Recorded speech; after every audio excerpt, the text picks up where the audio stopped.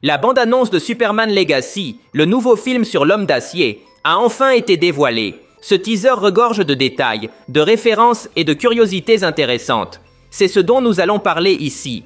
Aujourd'hui, sur Charlie et Al, nous analyserons la bande-annonce scène par scène et je vous dirai tout ce que vous devez savoir sur Superman Legacy. Prêts? Commençons!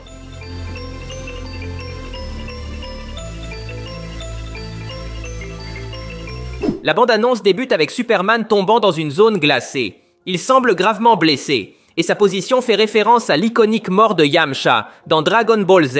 Fait intéressant, Superman est incapable de bouger, et pour se sortir de cette situation, il demande l'aide de Krypto, le super chien. Cela avait été confirmé il y a quelque temps que Krypto ferait partie de ce film. Superman demande à Krypto de le ramener chez lui. On peut donc comprendre qu'il le ramènera à la forteresse de Solitude, la base emblématique de Superman, généralement située dans une région glacée comme l'Antarctique. Mais pourquoi Superman est-il immobilisé? La première chose à laquelle j'ai pensé est qu'il a peut-être été touché par une balle de kryptonite. Cette idée est assez courante dans les bandes dessinées et laisse généralement Superman paralysé. Plus tard dans cette même bande-annonce, nous voyons une scène où Lex Luthor tient une arme. Je ne pense pas que ce soit une coïncidence. Dans la scène de Superman, nous ne voyons aucune balle sur son corps. Mais il faut se rappeler que les bandes annonces cachent souvent des éléments, avec des effets spéciaux pour éviter de nous spoiler. Personnellement, je pense qu'une balle de kryptonite expliquerait cette situation.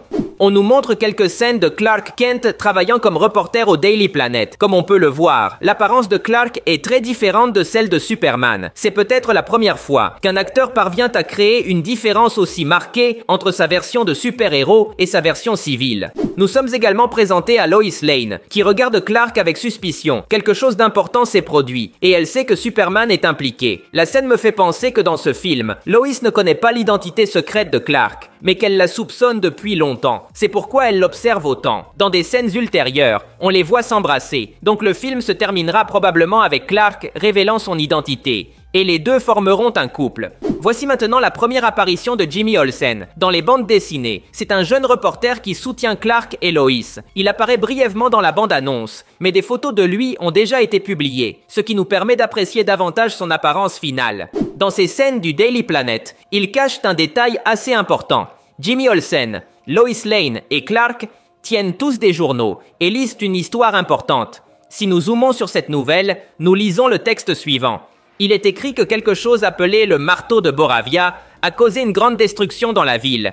Que signifie cela? Sur l'image, nous pouvons voir une personne debout. Nous pouvons donc en déduire que cet être s'appelle le marteau de Boravia. Mais qu'est-ce que Boravia? Dans la bande-annonce, Boravia est introduite comme un pays fictif, représentant le Moyen-Orient. Il semble que le film abordera un conflit politique et militaire qui fera souffrir les habitants de Boravia. Plus tard dans la bande-annonce, nous voyons une télévision montrant des informations sur les troupes boraviennes à la frontière. Nous voyons également un enfant boravien demandant de l'aide à Superman. Le conflit de Boravia sera très important pour l'histoire. Mais surtout, nous n'avons aucune idée de qui sera le marteau de Boravia. Parlons de Lex Luthor. Cette nouvelle version, interprétée par Nicholas Hoult, apparaît dans plusieurs parties de la bande-annonce. Bien qu'il n'en montre pas beaucoup, James Gunn a confirmé il y a longtemps que Luthor sera extrêmement important.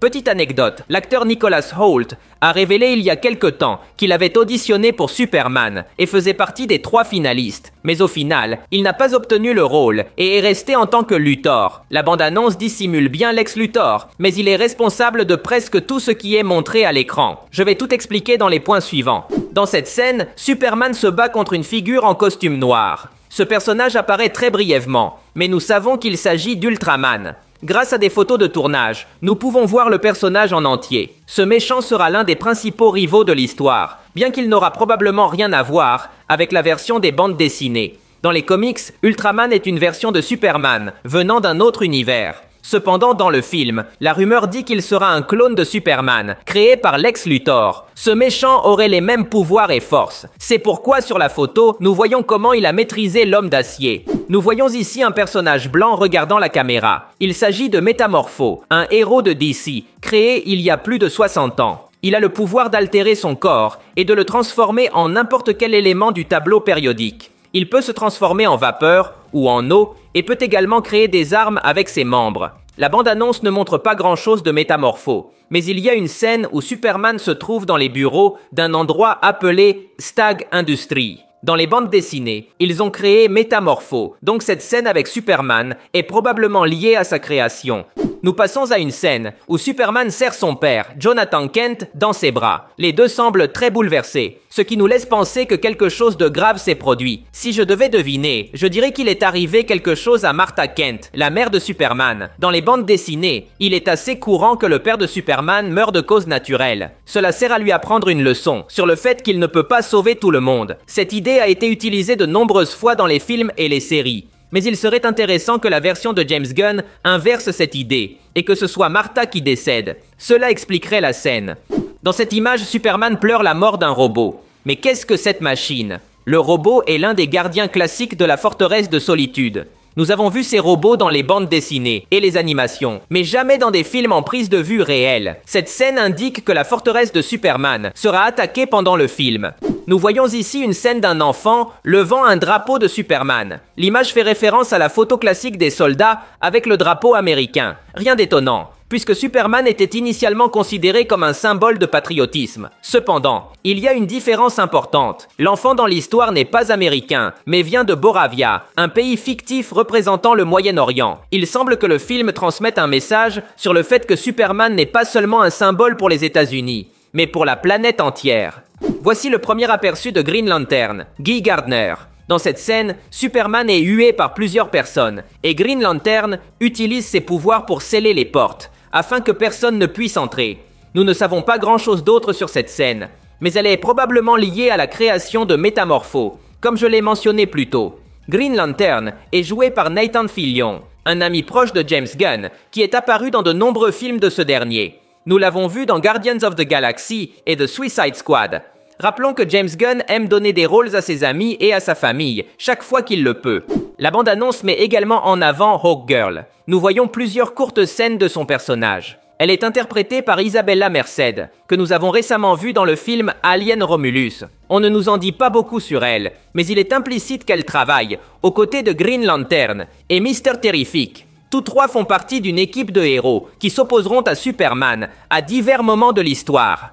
Parlons de Mr. Terrific. Il apparaît plusieurs fois dans la bande-annonce. Ce personnage a plusieurs traits uniques. Tout d'abord, il est l'un des hommes les plus intelligents de la Terre. Il n'a pas de super pouvoir, mais grâce à son génie, il a créé des sphères appelées T-sphères. Celles-ci lui permettent de voler et servent à se défendre et à attaquer. En fait, dans cette scène, nous pouvons voir comment il utilise les sphères pour créer un champ de force et protéger à la fois lui-même et Hawkgirl. La bande-annonce montre un monstre géant combattant Superman. Il s'agit d'un kaiju, et il était rumeur depuis un moment que nous en verrions un dans le film. Dans cette image, nous voyons comment le kaiju manque de tuer une fille, mais Superman la sauve.